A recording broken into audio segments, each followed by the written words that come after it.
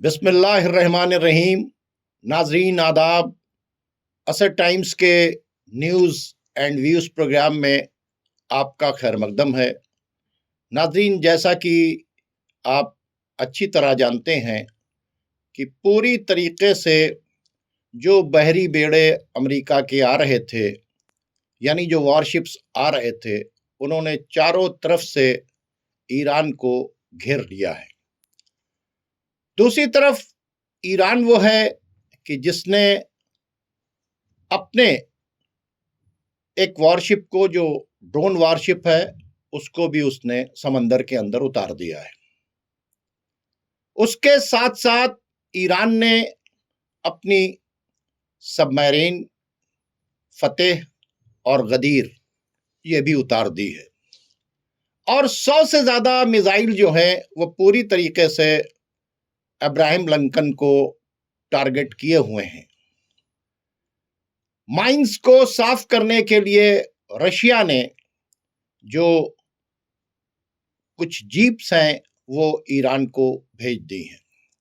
S-400 पूरी तरीके से एक्टिव है।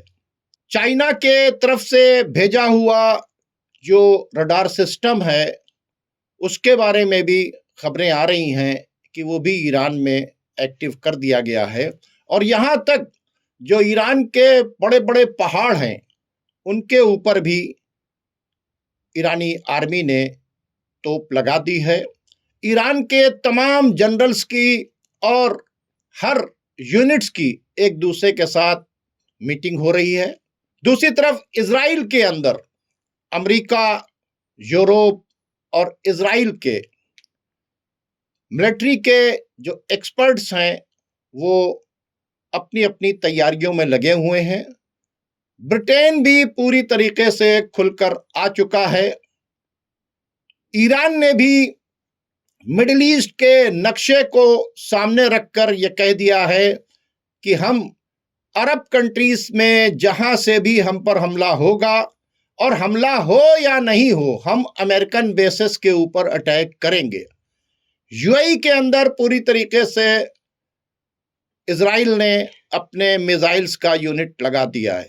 हालात बद से बदतर हैं, और जंग से पहले की जो तैयारियां हैं वो सामने आ चुकी हैं।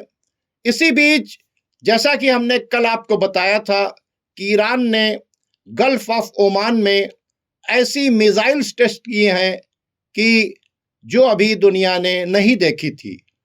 उसके साथ साथ लगातार ये भी खबरें आ रही हैं कि ईरान के अंदर न्यूक्लियर टेस्ट हो चुका है। क्योंकि जिस तरह का अर्थक्वेक आ रहा है, अब तो उसकी पावर जो है 4.2 के बाद जो है 5.2 तक गई है।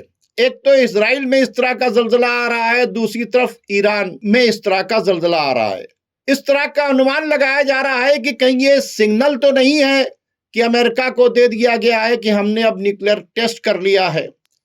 बहरहाल अमेरिका, यूरोप, इजराइल की पूरी तरह से ईरान को घेराबंदी कर लिए जाने के बावजूद भी ईरान जो है वो पीछे हटने के लिए नहीं तैयार है, और वो आर पार की जंग के लिए तैयार है। आज भी इन तमाम इश्यूज पर हमारे साथ बात करने के लिए मौजूद हैं जनाब सैयद सुलेमान अहमद साहब।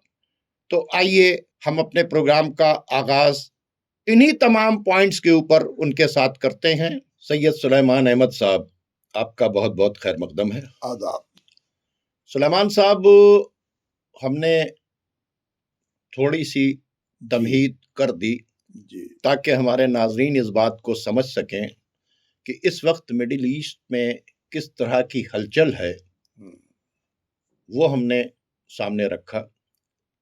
अब आप ये बताइए कि ये जो अमेरिकन वॉरशिप्स हैं जी, सारा मामला ये चल रहा है कि एक तरफ अब्राहम लिंकन आया है, उससे अटैक की तैयारी हो रही है, दूसरे तरफ अब्राहम लिंकन को डुबोने की तैयारी हो रही है जी।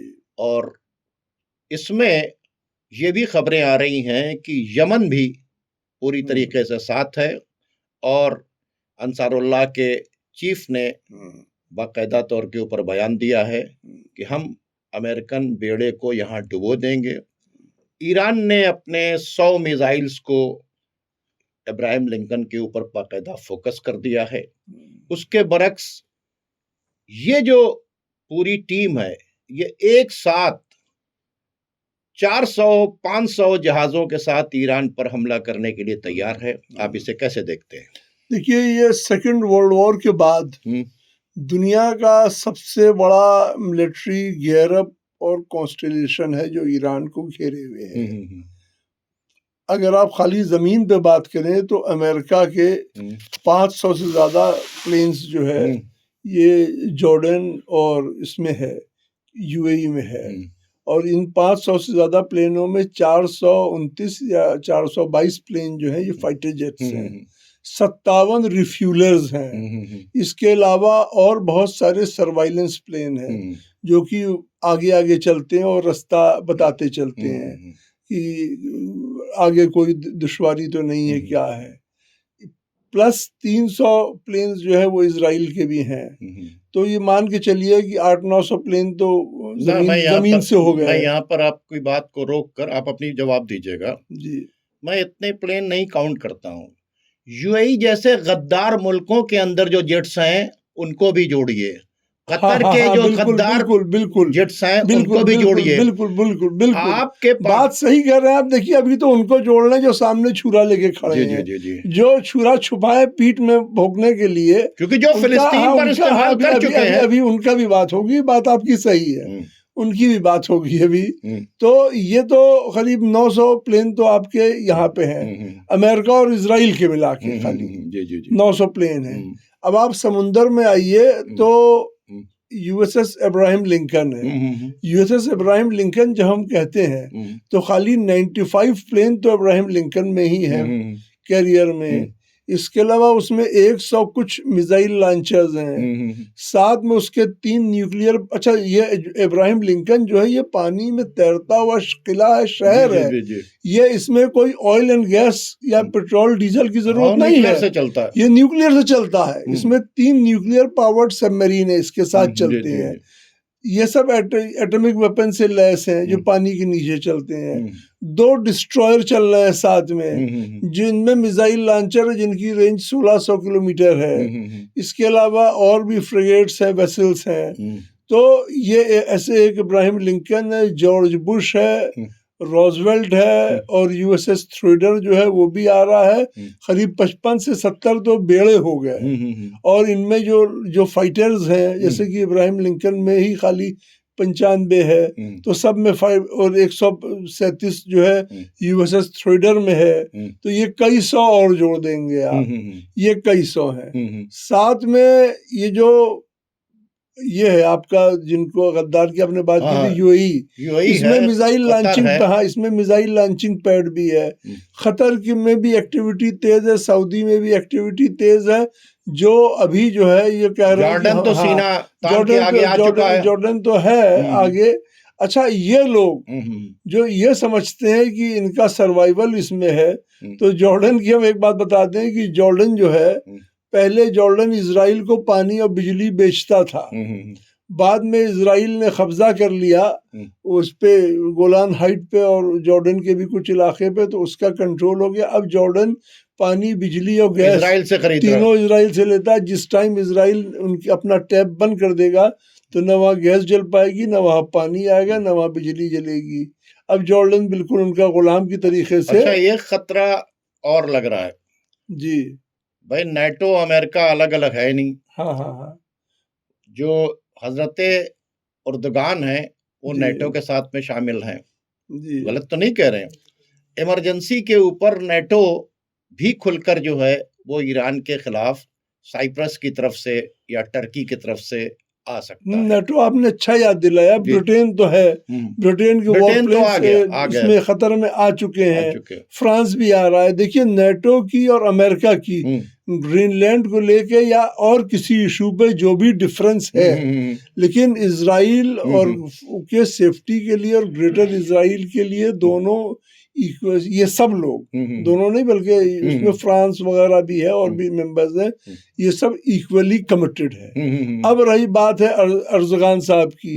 अर्जगान साहब एक तरफ मुस्लिम नेटो की बात कर रहे हैं सऊदी अरब से, तो पहले तो फिर मैंने ये कह रहा हूँ कि अगर मुस्लिम कंट्रीज के साथ ये कमिटेड हैं तो ये वहाँ जो नेटो पे हैं क्या उनको धोखा दे रहे हैं?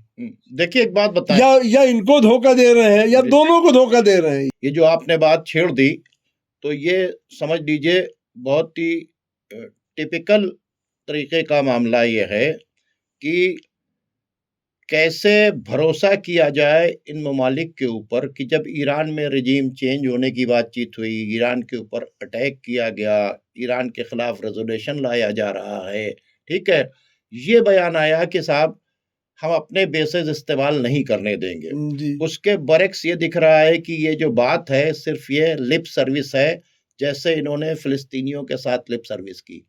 इन्होंने ईरान के साथ इतने खराब हालात में जाकर कोई बातचीत की? मिले ये लोग? देखिए सऊदी अरब में तो बैठ रहे हैं, वो बुला रहे हैं और जा रहे हैं। आपने थोड़ा सा उसको एक चीज छोड़ दी। ये तब इन्होंने कहा जब ईरान ने कहा कि मेरे खिलाफ जिन बेसिस से अटैक होगा उन पे अटैक कर। अगर ईरान इतना कैपेबल ना होता तो ये जो स्टैंड ऑफ की बात कर रहे हैं थोड़ा सा इन लोग, ये बात ये ना करते। नहीं, मैंने सवाल इसलिए किया ना, वो तो ईरान को जो प्रॉब्लम आएगी वो गद्दारों से ही आएगी, ये भी सुन लीजिए। देखिए वो ईरान को ने वार्न किया तो इन्होंने कह दिया, लेकिन अगर जंग में किसी टाइम ईरान जो है वो कमजोर पाता है और अमेरिका इन्वेट करने लगेगा तो मार्क माई वर्ड्स, ये सारे लोग अपने यहाँ से अमेरिकन वो आर्मी को फैसिलिटीज देंगे। जो यूएस डेल्टा फोर्स के लोग आ गए हैं वो खतर में भी आए हैं और बहुत सारे अरेबियन कंट्रीज में भी देखे गए हैं। हाँ, ईरान जब वार्न कर देता है तो वो साजो सामान लेके भागने लगते हैं। अब रही बात टर्की की, पहली चीज जो मैंने ये कहा था कि या तो वो नेटो वालों को उधर धोखा दे रहे हैं या जो इधर बना रहे हैं उनको धोखा देंगे। एक अच्छे मुसलमान को किसी को धोखा ना देना चाहिए, अपना इंटेंशंस क्लियर करना चाहिए।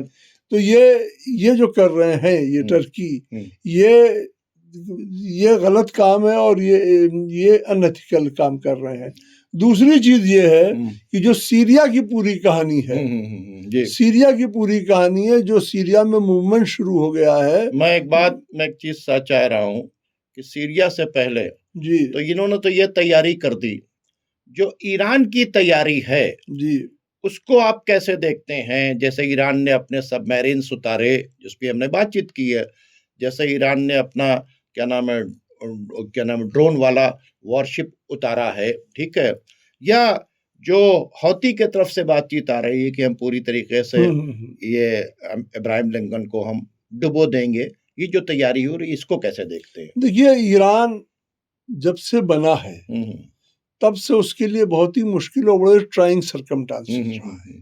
79 से तब से एम्बार्गोज और सैंक्शंस झेल रहा है वो, और लगातार बढ़ रहा है। एक मतलब ये इस एम्बार्गो सैंक्शन में ये समझ लीजिए ये इतना है कि अगर ईरान एक बॉल बेयरिंग भी खरीदना चाहेगा तो उस पर भी रिस्ट्रिक्शन है, उसको अच्छी बॉल बेयरिंग भी न दी जाएगी, ठीक है, और एक अच्छा रबर का वॉशर भी खरीदना चाहेगा जो किसी मशीन को में यूज होगा, या हाइड्रोलिक पाइप्स भी खरीदना चाहेगा तो वो भी सैंक्शन के थ्रू जाएगा। जी जी बिल्कुल सही। तो ईरान को हर चीज मुहैया करने के लिए बहुत मुश्किलों का सामना करना पड़ा है, और जो कुछ उसको कहीं से मिला है उसको बहुत हाई कॉस्ट पे मिला है। वो तो ठीक है, लेकिन ये जो इस वक्त अब ये जो ईरान ने जो किया है, ईरान ने मिसाइल में और ड्रोन में ईरान एक बहुत बड़ी पावर बन गया है, और एयर पावर का जवाब वो मिसाइल और ड्रोन पावर से दे रहा है।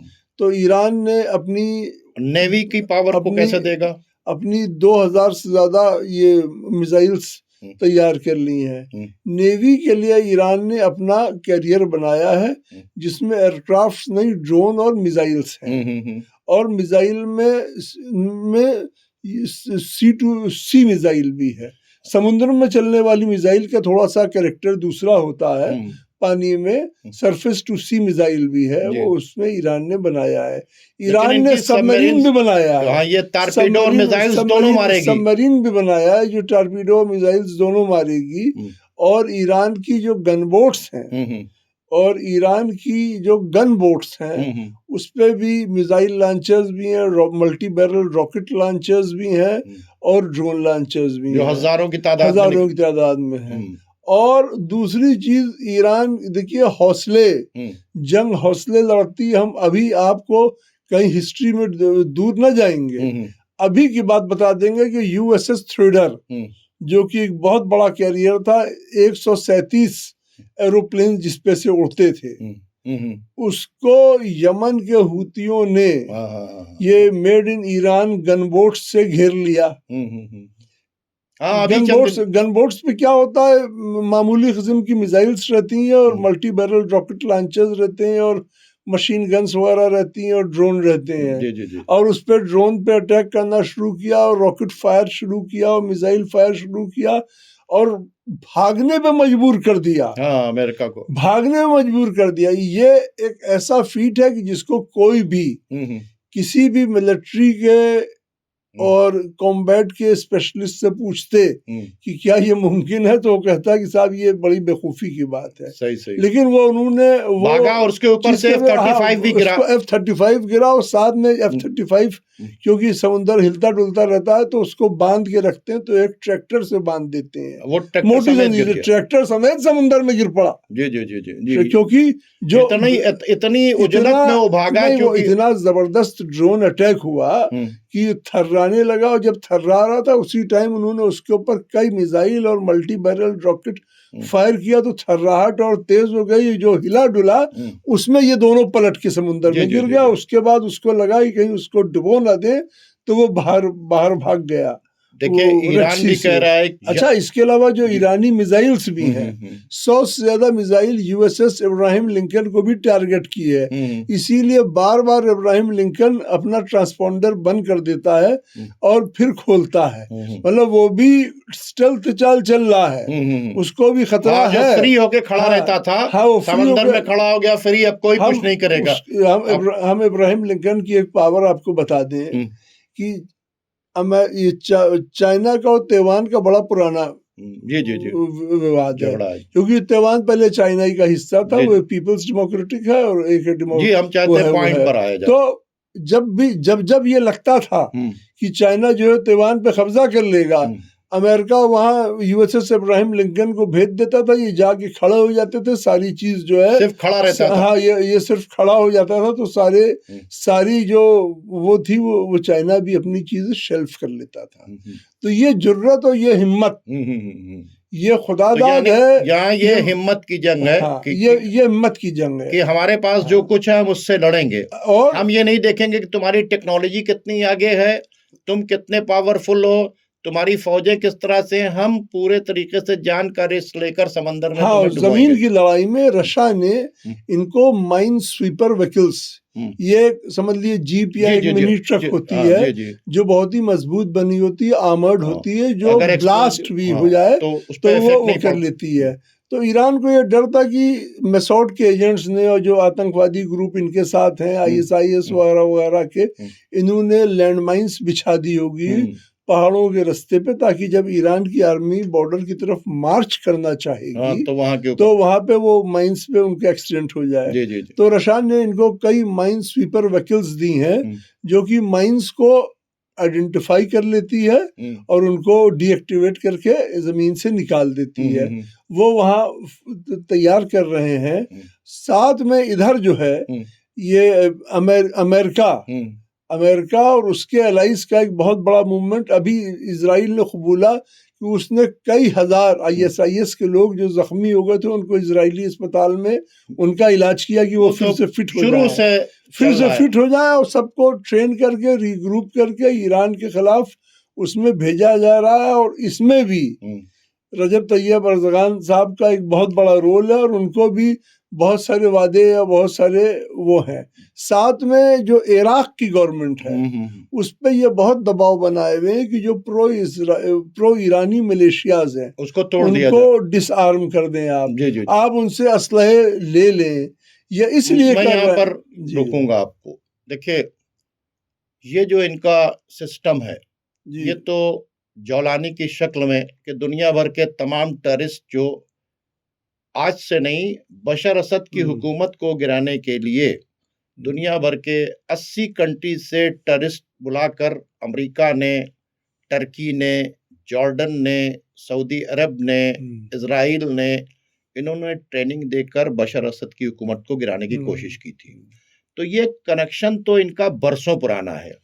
जौलानी जो खुद एक टेररिस्ट था उसके सर से इनाम हटाया अमेरिका ने और इजराइल ने, और उसको भी बैठाया टर्की, सऊदी, कतर, इन लोगों ने वहां के ऊपर। अब दुनिया भर से जो टेररिस्ट हैं वो किसके अंडर में स्टैंड कर रहे हैं? तो टेररिस्ट का नाम बदल के अहमद अल शरा कर दिया।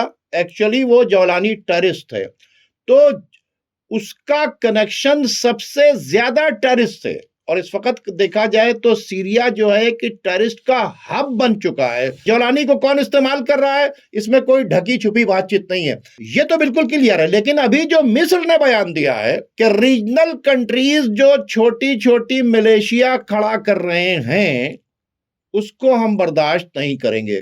कौन सा रीजनल कंट्री छोटी छोटी मिलिशिया तैयार कर रहा है? मिस्र के सीसी के इस बयान को कैसे देखते हैं जो लगातार इजराइल के सपोर्ट में खड़े हुए हैं? कैसे देखेंगे? ये सीसी जो है वो खुद एक यूसुफर है और एक इलेक्टेड गवर्नमेंट को गिरा के बैठे हैं, अमेरिका की मदद से बैठे। जी। दूसरी चीज ये रही कि ये मलेशिया का इस अरब में रिकॉर्ड बहुत पुराना है। उसकी वजह है कि जब हुकूमतों पे वेस्टर्न इंस्टॉल्ड या पहले यूएसएसआर था कुछ उसके हम चाहते हैं कि अभी लोग बैठ गए, करंट इन्होंने बयान क्यों दिया, हिस्ट्री मुझे नहीं चाहिए। जब लोग बैठ गए तो मिलिशियाज जो है वो पब्लिक के एस्पिरेशंस थे उनको लेके खड़ी हो गई और पीएलओ वगैरह सब थे।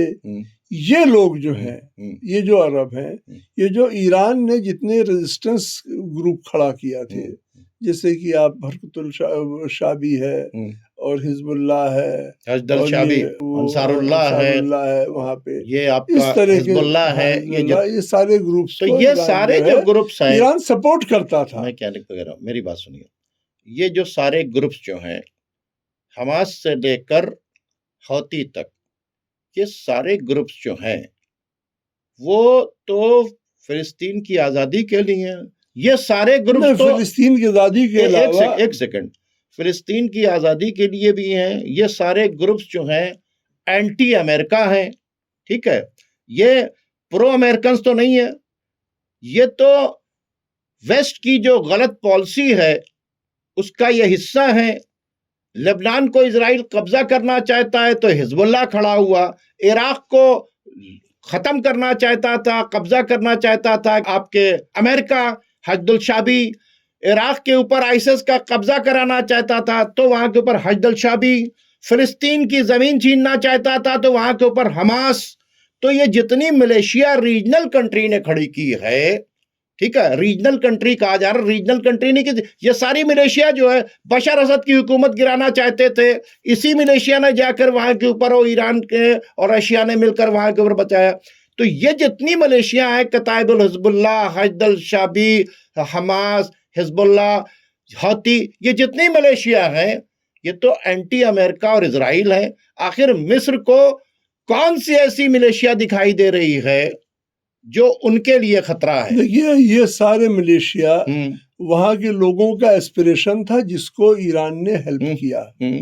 और अगर ये मिलिशिया के उसी के बारे में बात कर रहे हैं, सीसी किसके जब आप उसी के बारे में बात कर रहे हैं, लेकिन अगर वो मिलिशिया के खिलाफ है तो आईएसआईएस के जो जिनको ताज पहनाया गया है, जोलानी, ये तो खुले ये क्या है, ये क्या है? और ये खुर्द की डेमोक्रेटिक फोर्स जो है, एसडीएफ वगैरह जो है, और वो KDF है, SDF है, बहुत सारी अभी force है। दुरूस की मिलिशिया है। ये क्या है? और अमेरिका जिन प्रोटेस्टर्स को के लिए कह रहा है कि आई एम कमिंग और उनसे सारी हमदर्दी जता रहा है, वो क्या है? ये भी तो सब नॉन गवर्नमेंट है। इनके साथ अमेरिका खड़ा हुआ और इनके साथ ये सब खड़े हुए हैं। और अमेरिका जो प्रोटेस्टर्स पे ईरान के में जो है उनके लिए इतनी सिंपैथी है। अभी वेनेजुएला में कई लाख लोग सड़क पे उतरे और कहा कि जो हमारे प्रेसिडेंट को, मुदरो को अमेरिका इलीगली किडनैप करके ले गया, उनको वापस दिया जाए। तो वहां के प्रोटेस्टर्स की जज्बात के लिए अमेरिका क्या कर रहा है? ये अमेरिका के और इजराइल के कहने पे इब्राहिम अकॉर्ड एंटर कर चुके हैं। ये सीसी और ये अमेरिका और इजराइल के कहने पे चल बयान है। और फिलिस्तीन की बात रही, जब लोग मारे जा रहे थे तो इन्होंने राफा बॉर्डर नहीं खोला, अभी तक नहीं खोला, अभी तक नहीं खोला। इन्होंने एक रोटी नहीं पहुंचाई, एक बोतल पानी नहीं पहुंचाया। तो ये देखिए, इसके मतलब ये बयान सीसी का जो है ये बहुत खतरनाक है। सीसी का बयान अगर आईएसआईएस के खिलाफ होता, सीसी का बयान अगर अलकायदा के खिलाफ होता, सीसी का बयान अगर एचटीएस के खिलाफ होता, सीसी का बयान अगर और बहुत से जो तमाम टेररिस्ट हैं उनके खिलाफ होता, जब 80 कंट्री के टेररिस्ट जाकर बशर असद की हुकूमत गिरा रहे थे, तो तमाम जो बड़े बड़े लीडर्स थे, उस वक्त मुर्सी की गवर्नमेंट थी, तो वहीं से बैठकर फतवा दे रहे थे। गलत तो नहीं कह रहे हैं। उसके बाद कतर पहुंच गए, वहां से फतवे आने लगे जब यूसुफ करजावी सब जिंदा थे। यानी ये जितना मिलिशिया खड़ा किया गया था, ये बशर असद की हुकूमत को गिराने के लिए खड़ा किया। मिलिशिया थोड़ी था, तो सब आतंकवादी थे। तो आतंकवादी को आप खड़े करेंगे तो ठीक है, और वो मिलिशिया जो खड़ा होगा एंटी अमेरिका और एंटी इजराइल, उस पर कहेंगे साहब इसको हम बर्दाश्त नहीं करेंगे। देखिए, जिस रेजिस्टेंस को, जिस फाइट को अमेरिका अप्रूव करे वो गुड है। तालिबान को जब अमेरिका को जरूरत थी खड़ा किया गया तो वो गुड लोग थे। कुल मिला के ये बयान जो है वो अमेरिका के इशारे के ऊपर दिया गया। जी। तालिबान बहुत खराब, कतर में ऑफिस खोला गया और मीटिंग कराने के बाद अमेरिका के साथ में उनको ले जाके वहां बैठा दिया गया। तालिबान बहुत अच्छा हो गया। हाँ? जब CIA ट्रेन कर रहा था तब अच्छा था। हाँ। भाई CIA ही ने नहीं ट्रेन किया, CIA, मोसाद, टर्की की इंटेलिजेंस, सऊदी के इंटेलिजेंस, सब जॉर्डन के बॉर्डर के ऊपर तमाम जो है, जॉर्डन का जो आप इलाका देखिए, इधर से आके सीरिया से मिलता है, इधर से वो आकर जो है क्या नाम है इराक से मिलता है, इधर से आप देखिए लेबनान की तरफ से कुछ हिस्सा मिलता है। यहीं के ऊपर ये सबसे बड़ा जो है ये तन्फ का इलाका है, जहां पर अमेरिका का सबसे बड़ा बेस भी है। तो ये जो सारा बेस है, यहां पर से सारे टेररिस्ट भेजे गए, टर्की के बॉर्डर से सारे टेररिस्ट भेजे गए, बशर असद की हुकूमत को गिराने के लिए सारे टेररिस्ट भेजे गए, और अभी अमेरिका खुद टेररिस्ट को शिफ्ट करा कर ले जा रहा है आईएसआईएस के कहा इराक के अंदर।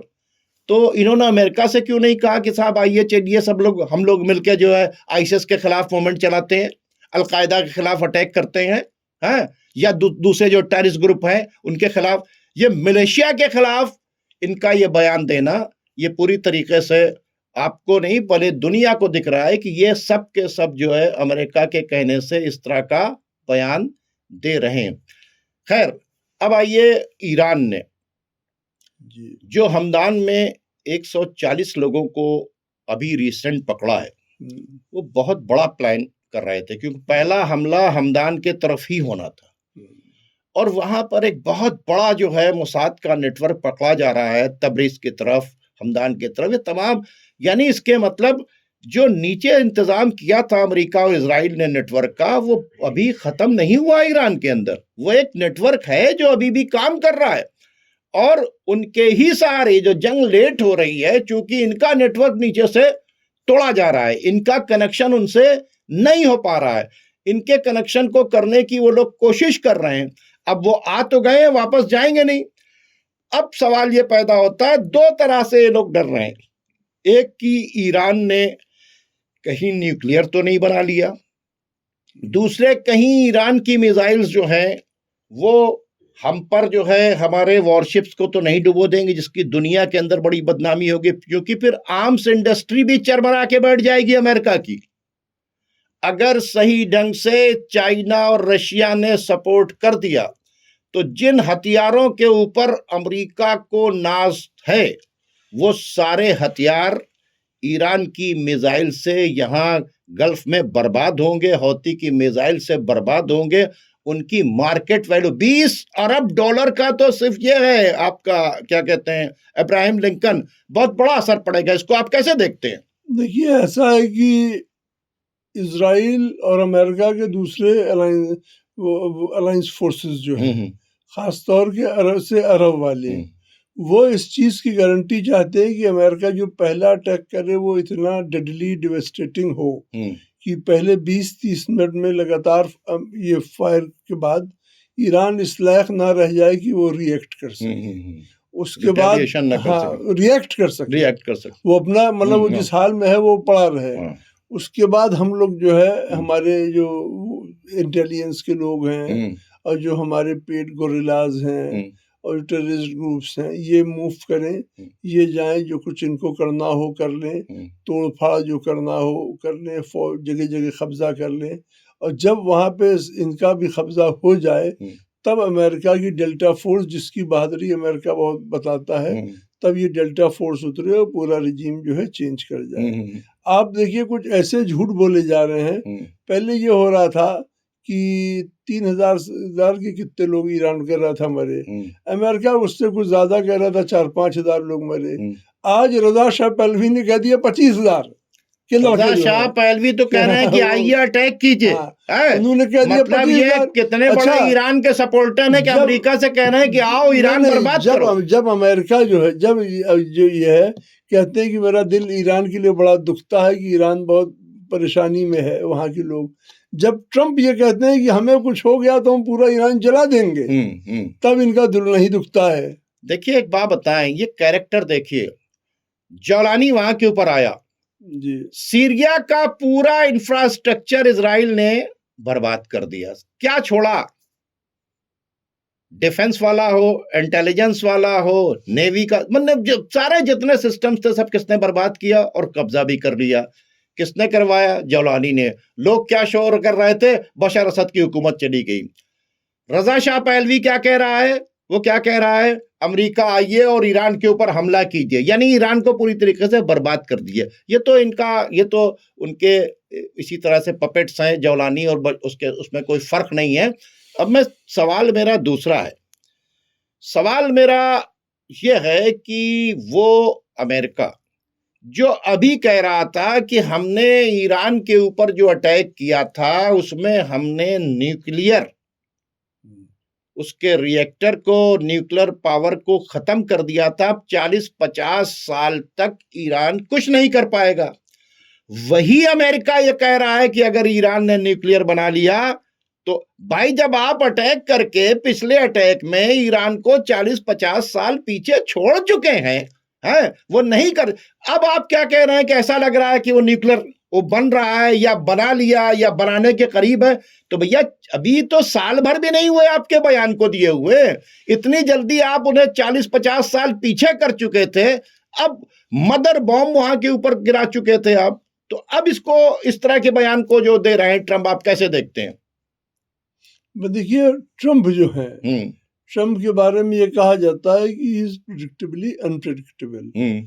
आज रात को क्या कह के सोए और सुबह उठ के क्या कह दें, ये उनका क्लोजेस्ट आदमी नहीं जानता। तो जब ये पहले कह रहे थे तो ये कह रहे थे, अब इनको ये लगा कि ईरान को पे और हमले की जरूरत है, तो ये सब कह रहे हैं। मतलब पहले कह रहे थे 50 साल पीछे कर दे, हम नहीं बना सकते, हमने इतना ऐसा शानदार हमला किया है कि अब वो 50 साल तक न्यूक्लियर पावर नहीं बन सकता, और अब कह रहे हैं कि बन गया। वो ये समझ रहे थे कि जो हमने अटैक किया है वो, क्योंकि उन्होंने ये देखा है कि दुनिया में तमाम मुल्क उनके अटैक के आगे, उनके फायर पावर जब वो खड़ा कर देते हैं तो तमाम जज्बात ठंडे हो जाते हैं और लोग उनके आगे। अच्छा, दूसरा भी बयान सुन लीजिए।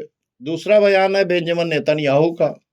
वो कह रहे हैं कि वो जो उन्होंने न्यूक्लियर इनरिचमेंट किया है वो सब हमको दे दें, मिसाइल्स की पावर जो है वो खत्म कर दें, तो ईरान को से हम लोग ये जंग टाल सकते हैं। कौन कह रहा है? जो हमास नहीं संभाल पा रहा। इस भैया, मैं बेंजामिन नेतन्याहू से भी ये बात सवाल करना, जब ये 50 साल पीछे कर गए, इन्होंने बिल्कुल खत्म कर दिया था, तो अब ये कौन सा न्यूक्लियर वो सरेंडर कर दें? तुमने मिसाइल्स पावर खत्म कर दी थी बकौल तुम लोगों के। तो जो बात बेंजामिन नेतन्याहू कह रहा है और जो बात क्या नाम है ईरान कह रहा है, और जो बात बेंजामिन नेतन्याहू कह रहा है और जो बात ट्रम्प कह रहा है, दोनों की बात क्या है कि साहब ईरान किसी तरह से, इसके मतलब आप आ तो गए हैं, आप जंग नहीं चाहते हैं, आप एक गेट खोलना चाहते हैं, और दूसरी तरफ उसका ईरान जवाब दे रहा है कि हम ऑल आउट वार के लिए तैयार हैं। आप कैसे देखते हैं? देखिए, कुछ लोग ऐसे होते हैं कि जिनको नॉर्मल यार्ड स्टिक से मतलब है कि जो नापने वाले फीते से, नॉर्मल फीते से नहीं नापा जाता। ठीक है, ये जो वेनेजुएला में हुआ, ये टेंशन एक दिन से नहीं था, बहुत दिन से था, चल रहा था। चाइनीज और रशियन ये नेवल वेसल्स भी लगे हुए थे बहुत तरह के, और इनकी सिक्योरिटी भी थी। लेकिन जब अमेरिका ने, अच्छा इनका बड़ा इन्वेस्टमेंट भी था, लेकिन जब अमेरिका ने अटैक किया और प्रेसिडेंट मदुरो जो वहाँ के थे उनको लेके चला गया, तो जब वो कर रहा था तो ना चाइनीज बोल पाए ना कोई बोल पाया, वो लेके चला गया। ठीक है, ये जो थी, जो सारी बिजनेस इक्वेशन और सारा मिलिट्री स्टैटिस्टिक्स बयान करते थे, वो इसमें वो फेल कर गए और सब लोग चुप रह गए। तो जो ईरान है वो, उसकी भी यार्ड स्टिक, अगर आप उसको साइंटिफिक डिफरेंस से नापेंगे, समझे आप, तो नापेंगे तो वो इंसानी तारीख में उसकी मिसाल नहीं मिलेगी। ठीक है, हिंदुस्तान में हम लोग के यहाँ 15 साल बाद गाड़ी ऑब्सोलीट कर दी जाती है, स्क्रैप कर दी जाती है। जो वहाँ के प्रेसिडेंट रईसी मारे गए थे, वो जहाज उनका 78 से पहले का था। जी बिल्कुल सर, इतना पुराना था। तो जो ये कहा जाता है कि साहब ईरान में पब्लिक को परेशानी थी और बड़े लोग जो है ऐश में थे, ये ऐसा नहीं था। और जो ईरान ने तैयारी की है, जो ईरान का इस ताकत के खिलाफ हौसला है, इसमें इसको अगर आप इंसानी तारीख में उन लोगों से नापेंगे जिन्होंने ताकत सीख करके अपने लिए ताकत सीख करना चाहा, तो इंसानी तारीख में ये कहीं नहीं मिलेगा। ये हौसले की मिसाल गैर आम इंसानी तारीख में नहीं है। सुलेमान साहब, चूंकि टाइम खत्म हो रहा है, नाजरीन, जैसा कि हमने आपसे कहा कि जंग जो है वो बिल्कुल पीक के ऊपर है और किसी वक्त भी कोई बड़ा धमाका हो सकता है। अब ईरान ने ऑल आउट वॉर की कॉल दे दिया है, वो पूरी तरीके से अलर्ट हैं। इतना ज़्यादा घिर जाने के बावजूद भी न वो किसी से घबरा रहे हैं, न किसी से खौफजदा हैं।